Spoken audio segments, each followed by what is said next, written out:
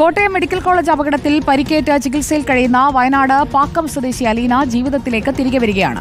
അത്ഭുതകരമായാണ് അലീന അപകടത്തിൽ നിന്ന് രക്ഷപ്പെട്ടത്. 3-ാം നിലയിലെ ശുചിമുറിയിൽ കയറിയ സമയത്തായിരുന്നു അപകടം സംഭവിച്ചത്.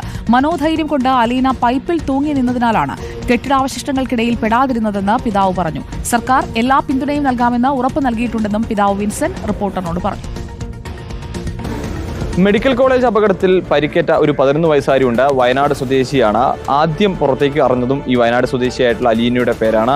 ആ കുട്ടിയുടെ പിതാവ് നമ്മോടൊപ്പം ചേരുന്നുണ്ട്. എന്താണ് നിലവിലെ ചേച്ചി ആരോഗ്യസ്ഥിതി എന്ന് മനസ്സിലാക്കാം. മോൾക്ക് എങ്ങനെയുണ്ട്? കുഴപ്പങ്ങളൊന്നുമില്ലല്ലോ? ഇപ്പോൾ വലിയ കുഴപ്പങ്ങളൊന്നുമില്ല.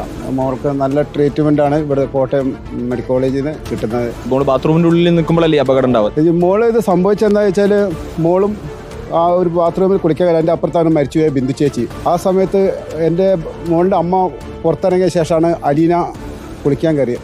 ആ സമയത്താണ് അലീനേൻ്റെ അമ്മ നോക്കുമ്പോൾ ഒരു ഒച്ച കേട്ട് നോക്കുമ്പം ആ ബാത്റൂമിൽ നിന്ന സ്ഥലത്ത് ഒരു മൺകൂനേ ഉള്ളൂ. പിന്നെ ഇത് 3-ാം നിലയിൽ സംഭവിക്കുന്നത്. അപ്പോഴത്തേക്കും എൻ്റെ ഭാര്യ ഓടി കരഞ്ഞ് താഴേക്ക് ചെല്ലുമ്പോൾ താഴെ നിന്നവരെങ്ങനെയോ കണ്ടെന്ന് തന്നെ 2-ാമത്തെ നിലയിൽ പൈപ്പിൽ തൂങ്ങി കിടന്നിട്ട് ആ വന്ന വേസ്റ്റൊക്കെ അതിലെല്ലാം പുറക്കൊരു ഇടിഞ്ഞു പോയിട്ട് അവളത് പൈപ്പ് പിടിച്ച് നിൽക്കുക ചെയ്തേ.